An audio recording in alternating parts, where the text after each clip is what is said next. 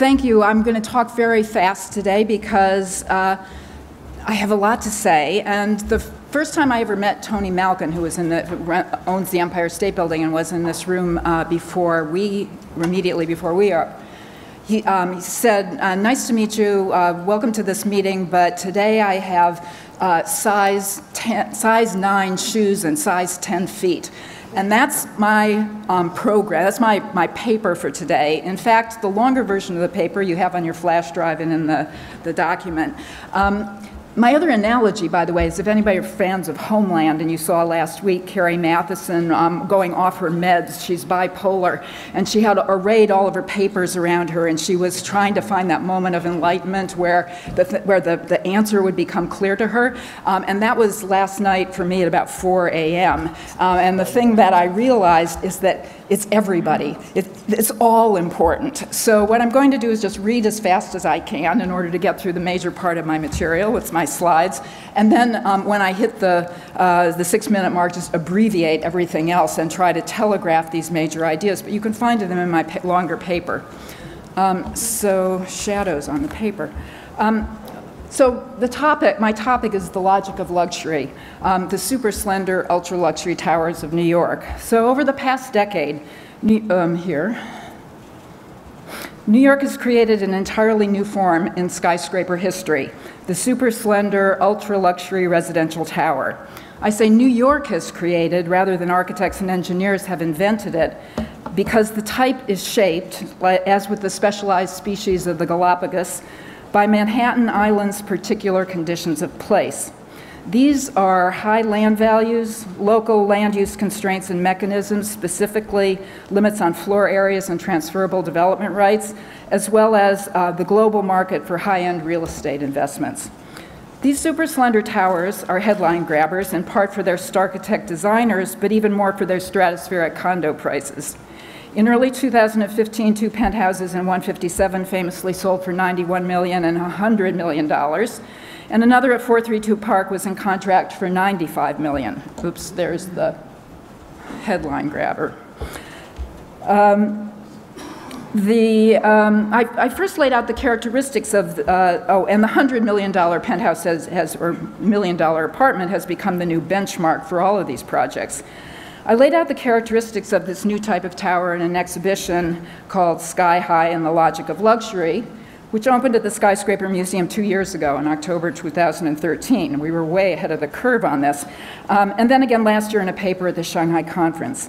At the time, there were about a dozen examples in development, and now there are at least 17. Here's the exhibition, by the way. I show you them here in a lineup that we made of the silhouettes the Skyscraper Museum made. So these buildings are unified as a type by their slenderness. As you can see, there's a wide variation in height. They're not all super talls, but they are all very slender. Now, this is really important because the press in general and lay people don't understand the difference between tall and big. If you say something is tall, they think it's big. But slenderness is the characteristic of these buildings. So that is well illustrated, the difference between tall and big, by the comparison of the World Trade Center, which is not technically slender, as our engineers will tell you, 1 to 10, 1 to 12 is a minimum ratio in engineering terms for architectural slenderness or engineering slenderness. So 432 Park, as you see on the right, is a 1 to 15 ratio. World Trade Center is 1 to 7. So my engineering friends are going to explain the structural slenderness, which I'm going to avoid for today because my job is to explain the evolution and the economic logic of this type. So slenderness has a long history in New York, the quintessential city of towers. Manhattan is the home to the improbably slender tower, but our earliest ones, like the Gillender Building and 1 Wall Street, one of the 1 Wall Streets, or the Metropolitan Life Tower, were all office buildings. Our slender beauties are all residential, and more specifically, condominiums. The first exceptionally slim towers were ventured around 2007, when 1 Madison, which you see here, and Sky House in a cross street, not a very well-known building, as well as some designs like 56 Leonard and the MoMA Tower, first design, as you see here when it was 200 feet taller, didn't get out of the ground before the banking crisis of 2008 hit. In this paper, I'll quickly recap and update the what and the why of the super slender type and give an abbreviated illustration of the mechanics of the logic of luxury. I should make clear at the outset that I'm simply explaining this and not endorsing a logic of luxury. Unfortunately, these buildings are really controversial, as Judith alluded, and they are polarizing, especially in New York. And unfortunately, there has been an overexcited civic rhetoric that has grown up around the issue of tall towers that mixes many messages. In particular, the outrage against income inequality, suspicions of foreign investors, a distrust of developers, a concern for the lack of affordable housing. The prime complaint, though, that seems to drive most New Yorkers crazy is the idea that a high percentage of pricey apartments has been purchased as investment properties by international buyers who will seldom occupy them and as non-residents can avoid paying city income taxes. The New York Times, which has published a drumbeat of articles critical of the towers in actually a news story with front page placement, not this particular one, which was front page on Sunday, characterized the condo buyers as, quote, this is a news story, the rootless super rich, Russian metal barons, Latin American tycoons, Arab sheikhs, and Asian billionaires. Community opposition against tall towers is strong, and it is playing out in the political arena with calls to limit height. The rhetoric needs a reality check, and the histrionics that surround the frequent trope of towers of inequality and towers of secrecy require a more dispassionate analysis. But first, what are the characteristics of the new type, and what are the conditions unique to New York that created it? Sophisticated engineering has made these spindles possible, but it's the soaring condominium sale prices that explains their recent proliferation.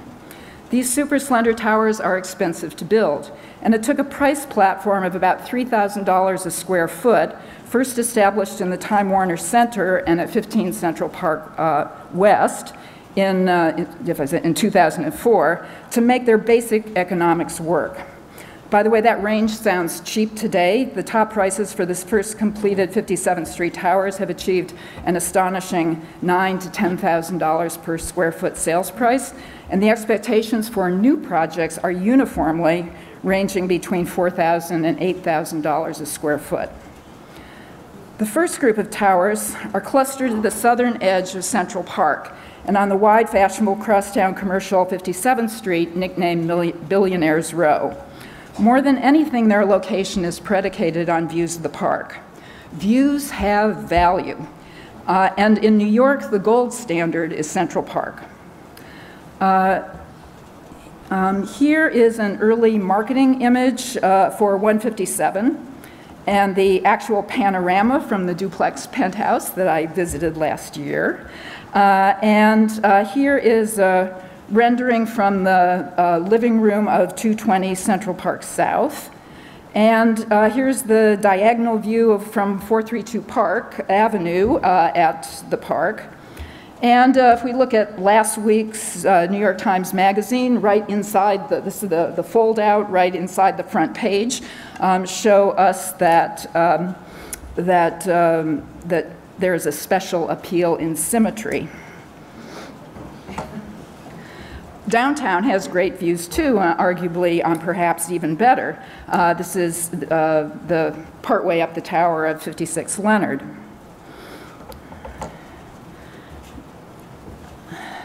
So the design approach of these super slenders is not stylistic, as can be seen in this compiled view of all the buildings now under construction. The facade treatment can be a continuous glass membrane or a masonry wall with punch windows. The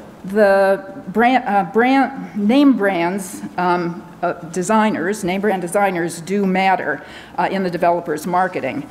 And I'm really discussing all of these buildings as a type, I'm not these are the only beauty shots that you see, but let me name the architects. So from the left to the right, Portsmouth Park, Shop, Vignoli, Smith Gill, and next to it, then Ramsay, Robert A.M. Stern. Next one's Ramsay, Jean Nouvel, lower level, Norman Foster, KPF, Herzog and de Meuron, Ramsay, KPF, Vignoli, and Helmut Jahn.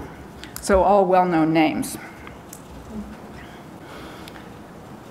Some of these towers are exceptionally tall. Indeed, the loftiest one will have a penthouse higher than the roof of One World Trade Center.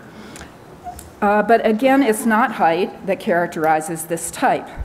An example, today we can take as an example these three towers. So from the left, One Madison, which stands at 621 feet. I'm going to do metric once in this whole talk, so, so apologize to the rest of the world. But 621 feet is 189 meters with a slenderness ratio of 1:12. With a height of 1,396 feet, so 425 meters. The 432 Park stands 93 feet square and has a slenderness ratio of 1:15. 111 West 57th Street, the one on your right, has a slenderness ratio of 1:23 and is by far the most slender building in the world. So why don't all developers raise their towers to such ethereal heights now that the engineering and the economics are in place? Because New York City limits the maximum amount of floor area that is allowed on a given lot. To make towers into periscopes, the developers and their designers must conform to and exploit two key aspects of New York City's zoning law. The floor area ratio. Now, I'm an art historian. In fact, we don't have any images of buildings. These words are really important. And I'm going to spend a lot of time on zoning, which seems like it's kind of boring, but people don't understand it. If you live in New York, maybe you do understand it, and people in this room understand it all too well, perhaps. But the general public does not understand it. And in general, they think that developers can build buildings to absolutely any height. So, to make towers into periscopes, the developers have to use these two key aspects of the zoning law, the floor area ratio, which is FAR, and air rights, also known as TDRs, or transferable development rights. There's no way to understand how these towers take shape without understanding these features of the zoning law, so now we need to spend some time on them. So since 1916, when New York's first zoning law mandated setbacks at the upper levels to protect sunlight on the streets, the city has regulated the form or envelope of tall buildings. Major revisions to the 1961 law changed the formula from a stepped pyramid, and from our exhibition you can see the stepped pyramid in the photograph of the background from the consultants who were charged with changing the formula for the zoning law. And in front you see 432 Park. So the 1961 changed the formula from this step pyramid, which allowed a 25% tower to rise to unlimited height, to the floor area ratio, which set the maximum space in square feet that an owner could erect on a given lot. It did not prescribe a specific form. In other words, while the code did not specifically limit height, it had that effect by limiting the amount of floor area. So the 1961 law also created two provisions that reset the approach to real estate development. First, it established the principle of as of right, which allows property owners to design and build whatever they wish without a public review process, so long as they follow the zoning rules and don't exceed the maximum FAR. Second, it created the concept of air rights, which said that if an existing building did not use all of the FAR allowed for that lot, the unused air rights could be sold to the owner of the adjacent property and used there. When the underbuilt area of a lot is sold, it's important to note that the adjacent to an adjacent site, this low-rise area remains open forever. So FAR is finite. It can be used once. It's essentially a cap-and-trade system. So and that's what you're seeing in this slide is on the lower level, all of the floor, the FAR that was on the same site as the whole tower of 432 Park, but how differently the slender tower is reconfigured that same amount of floor space. Here's the zoning lot application for 432 Park. So all of the super slender towers use this method of assembling lots and transferring air rights to consolidate and concentrate their collective FAR into one tall tower. Developers generally demolish the underbuilt structures to create a larger site for their project, even if the tower will only occupy a portion of it, as you see here in 432 Park. Developers, of course, prefer to build as of right because it avoids the uncertainties introduced by the regulatory process. All of our towers in the 17 or so, except for 3, are being built as of right without Department of City Planning review, and there's one with Landmarks Preservation Commission approval was needed. Indeed, though, it is the lack of public involvement that's led to the wave of criticism that has occasioned the calls for height restrictions and a moratorium on new construction that is often discussed in the press. So, put simply, well, here's the open space of the tower that Harry Macklow talked about earlier today.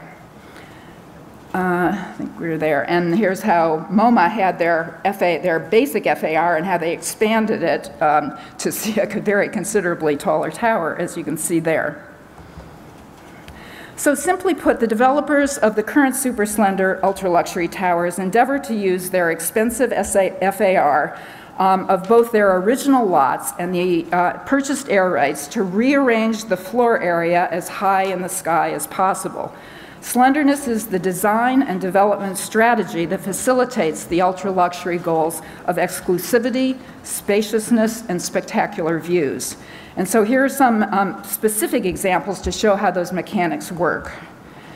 One way a developer can increase both the spaciousness of the apartments and the overall height of the tower is to raise ceiling heights. A 12.5-foot ceiling height in New York is considered grand, but now 15.5 feet, and Harry Macklow said 16 feet for 432 Park, which is what you're seeing here in the slides in both the plan and the section, and so that's 4.7 meters between slabs, is becoming the new standard for slender towers. Since zoning regulations only count FAR, floor area, not volume, the additional 3 feet, over 12.5 feet, almost 25% more air in between the floors, also cumulatively increases the tower's full height, thereby lifting more apartments higher into the sky. So why 15.5 feet? Because of the efficiencies of the humble switchback scissor stair. I think Sylvian was the one who invented this, I've been told, by Michael Stern, and you can see that there in section, which allows for a more compact service core. By combining 2 stair enclosures in one intertwined unit, scissor stairs can be about 10% more efficient than 2 independent stairs. It has to do with the landings, right? Thus, by raising the height of the ceiling, the developer could reduce the space occupied by the service core and turn it into area to be sold to the condo buyer at top prices, $8,000 a square foot. That's the logic of luxury. The full floor unit is the utmost expression of luxury, no matter the size or whether the apartment is a penthouse or lower floors. The range of between super slenders is great, from about 8,000 square foot at 432 Park Avenue, the penthouse, to less than 2,000 square feet at 111 West 57th, here, which you see here. So with only 1 or 2 units per floor, the number of elevators serving the tower can be radically reduced. Stepping out of the elevator directly into the private apartment towards a stunning view of Central Park is the ultimate power trip. Towers that are entirely private residences rather than buildings with hotels at the base, which are a couple of these at least, can exploit the extreme slenderness by minimizing the vertical circulation and corridor area. At 111 West 57th Street, as you can see here, there are just 2 elevator shafts in what's an 86-story building. 2 elevators, because the service cabs piggyback underneath the passenger cars. The higher the better for trophy views, and since lower floors without views have limited value, they are used for windowless amenities such as screening rooms and wine closets and pools and gyms and spas, or storage or nanny apartments. At 432 Park, the first unit with a view and a premium price begins above 300 feet. So as we say in New York, what's not to like? Plenty, if you were an architecture critic or a host of other writers who have penned screeds against these towers. Some are dazzling displays of wordsmiths, and I'm going to read it a little bit because it's, there's 111. Because it's such incredible language. In this, the Architecture and Money issue of Architectural Record back in May, Michael Sorkin, in this article, wrote, the rise of these horrible steroidal collection of towers near Central Park with their absentee oligarch owners, their $100 million price tags, their limp Starchitect designs, their shadows over the park, their public subsidies, and their preening San Gimignano competition for the most vertiginous views has launched 1,000 critiques of the city's rampant upbulking. And my friend Martin Filler emoted in the New York Review of Books, quote, those of us who believe that architecture invariably and often unintentionally embodies the values of a society that creates it will look upon these atoliated oddities less with wonder over their cunning mechanics than with revulsion over the larger, darker machinations they more accurately represent. The New York Times preferred the phrase towers of secrecy to locate those darker machinations of money launderers and other nefarious owners in the towers that border Central Park, as they reported in a year-long investigation and a 5-part series on the use of the limited liability corporations by wealthy foreigners to purchase high-end real estate. I know I'm really out of time, sorry. There have been many such articles, and they are important to view as a group because they are both shaping and reinforcing public opinion against the towers. A principal motivation is an understandable concern for the cumulative effect of afternoon shadows cast on Central Park, as an issue we'll take up in a moment. But as noted earlier, much of the moral outrage is driven by disdain for developers whom critics see as gaming the system to receive lucrative tax breaks, as well as against wealthy foreign buyers. Many therefore see luxury towers as private property that has been created at direct public expense and which offers no benefits to the city.